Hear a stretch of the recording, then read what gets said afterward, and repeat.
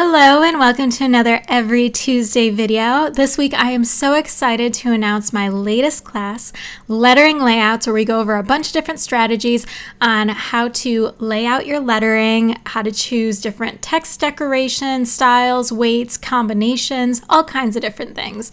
So this class is over on Skillshare, and this week, just because you are watching on YouTube or over on my blog, every-tuesday.com, I'm giving you two big bonuses this week.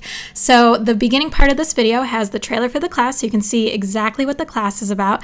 And then the second half of this video is one of the lessons from the class, which you wouldn't be able to see unless you were enrolled. And I am also including the materials links PDF. It's fully clickable, so you have access to all the materials used throughout the entire class. Whether or not you take the class, it's my gift to you. So without further ado, here's that bonus lesson, the trailer, and check out the link in the video description for that bonus PDF. If you hand letter on a regular basis, are just getting your lettering groove on, or have had years of experience, chances are you've needed to create a lettering layout a time or two. One of the most beautiful displays of hand lettering is within quotes, simple messages, and phrases. I'm talking greeting cards, art prints of every size, signage, web banners, and more. Because of the emotional quality a hand-lettered piece is able to achieve, creating a visually effective layout strengthens the message that much more. If you've ever struggled with which lettering styles to pair, how many of them to pair, how to use decorative elements, or which text weights and sizes are best for your layout, this class has you covered. My name's Tila, and I'm a graphic designer and hand letterer. I use my professional graphic design education to make more strategic decisions in my lettering layouts, and I'm here to share my exact process. In this class, you'll create beautiful, visually effective hand-lettered quotes, phrases, and messages, establish a clear hierarchy to communicate your message, properly utilize lettering style, weight, and shape to enhance your layouts, and make purposeful decorative element decisions within your layouts. With your enrollment in the class, you'll also receive 3 handy bonus PDFs. One with 15 quotes so you can get lettering right away, a clickable resources PDF so you have access to everything used, and an inspiration elements PDF with my favorite elements, flourishes, lettering shapes, and styles, all drawn out to remove any guesswork. All you need to get started is a regular pen, pencil, and any paper you have on hand. So hit enroll, and let's letter some layouts. So picking up where we left off in the last video, in this video we're going to walk through dissecting some of those really cool layouts that we saw so we can figure out how to use the same kind of techniques to make our lettering layouts stand out even more. So layout dissection, in order to create effective layouts, we're doing a little research right here on how the ones we already love are communicating to us. By doing our own visual dissection is what I'm calling it, we'll have a great starting point for our own layouts. So example number 1, which you saw in the previous video. So if we take a few notes by looking at this, we can say that there are 2 variations in text style. You can see we've got the script, which hold and helm are set in, and we've got sans serif for everything else. There are curved lines that focus your eyes to the center, that kind of circle that's coming around right here. So these curved lines draw your eyes right to the center and kind of focus you immediately to hold the helm because it's extending outside of the circle and it's the only text style that's different than everything else. So the arced text at the top and at the bottom is integrated into the circular lines that encompasses the full layout just to focus your eyes that much more on the center and on reading the message. And there are 2 clear variations in scale. So we've got the large scale, which hold and helm, and you could even say that any one and com are pretty close in scale to those. And then everything else, the can, the, when, the, see, is, are all a similar scale, so similar size. Setting just hold and helm and script at the largest scale calls immediate attention and emphasis because it is the most different. It's very clear. It's the largest. It's extending beyond that circle, and it's set in script. So calling attention to itself immediately. So your first impression when you look at this is hold the helm. Okay, so looking at our baselines and decorations. So we're taking things down even further. I kind of call this like looking at the skeleton of it. So if we look at the baselines, which are set in magenta right here, we've got a curved top baseline right here. We've got a curved bottom baseline, and everything else is straight except for hold the helm, which is set at an angle. So really basic right here. We've got a curve, and then we've got an angle, and then we've got straight lines. So there's only 3 different variations in baselines. And the only decorative elements used on this are the curved lines. Now it does make use of a texture, but even if that texture weren't there, it would still be very effective. And it's pretty cool because this is the only decorative element really being used here. The typography and the lettering is what's really coming forward and communicating, which is what we want. We want our message being read first and foremost. Okay, so here's example number 2, which you saw earlier. And if we take a few notes on this one, we can say that there are 2 noticeable different scales of type. There's very large for alive and remarkable, and then all the other text is pretty similar in size. So all the text is contained between the arced text at the top and the bottom, very similar to what we saw in the last example. And you can see right here, what is the point up here? And remarkable, everything's kind of drawing you into the center where our largest text lies. So there's simple decorative elements that call your eye where to go when you're reading. So we've got this arc up here that brings you down.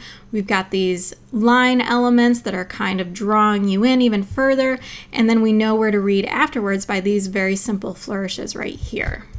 So we're keeping everything black and white for this class to avoid that extra level of complexity. We want to keep everything to the very basics and get a really, really strong layout. And adding color in can be a distraction from getting a really strong layout coming out first. So color should always be the last thing that you consider. However, it does really help with hierarchy. If you want another level of hierarchy, color is a great way to introduce that. As you can see here, there's a medium bright background that calls attention to the layout because it is so bright, and then the light bright color, that kind of yellowish, really stands out. So all of your most important words are highlighted in that yellow, and you know right away that the kind of tertiary text is set much darker, so you go to those second or third from the most important messaging words that are within the layout. So finally, our first impression when you see it is being alive. You see alive first and foremost. So if we look at the baselines and the decoration used in this layout, we can see once again we've got 2 curved lines, we've got some straight lines and angled lines, just like we did in the last layout. And once again, very simple decorative elements. We've got a couple of flourishes and some line accents. So a lot of people think that you need to throw a lot of different elements in for it to be effective, but in reality, your type is doing all the work for you, which is the cool thing because that's what we're working on is our lettering. So let the lettering work the hardest. You don't need all these decorative elements to try and hit your message home. Let the lettering and the words speak for themselves. Okay, so example number 3, this is the last one. So if we take some notes on this, we can say that there are 3 levels of scale used. There's large, which you can see with stories and buried, medium, which untold grassy fields and of laughs are set in, and then small, remain beneath and full. So there are 2 noticeably different weights being used. There's a light on the smallest scale typography, and there's a heavy weight used on the large and medium scale type. The hard angles on many of the flourishes, you can see we've got these angles right here. They tie in very nicely with some of the harder points found on many of the large and medium scale letters. So I'm looking at this E up here, the serif on the S right here, even this little decoration right here. Our T has some really hard lines. We've got some coming off the U right here. So it's kind of mixed all throughout, and you can see these angles tie in very nicely with those little embellishments. The messaging is nicely contained between the arced text at the top and the reverse arced text at the bottom. Wavy and curved baseline type is found in the middle throughout. So you can see, you know exactly where your eye needs to go and where it needs to stop because we start up here and it brings you right into the message, and we finish right here and it brings your eye right back up into the message. So this is the exciting part where we want to entertain our eyes a little bit. So we've got the more distinguished baselines that are a little more varied. We've got a wave right here. Even though this is straight, this is angled, so we've got a lot of variety and a lot of visual interest happening. So the first impression of this one is buried stories. Even though it kind of reads stories buried, you could read it either way. So for me, it was buried stories. Okay, so if we look at the baselines in the text decoration, we've got the curved baseline once again. We've got our straight and our angle, and this one has the addition of this kind of wavy one. We do have a lot of words in this one, so it does help break everything up and still make it not overwhelming to the reader because of how everything is sorted out with scale, weight, and shape and baseline. So the decorative elements, even though this is pretty complex, you can see we really have flourishes and some diamond accents throughout. So those are those angles, and that's it. The typography in this and the lettering is what's really coming forward more so than the decorative elements, even though the decorative elements definitely add a lot of visual interest to this layout. So in summary, there's a limited amount of different decorative elements being used. There's always a clear message hierarchy. That is the first impression that you're getting. You can tell right away the main part of the message when you look at it. There are type, style, weight, and scale used to differentiate different parts of each message. Different baseline shapes create visual movement throughout each layout. And finally, each layout has a clear direction for the reader's eyes to go. So keeping all of this in mind, we can move forward with our own layouts and remember these considerations and how they worked in these layouts and see how we can use them to make them work just as effectively in our own layouts.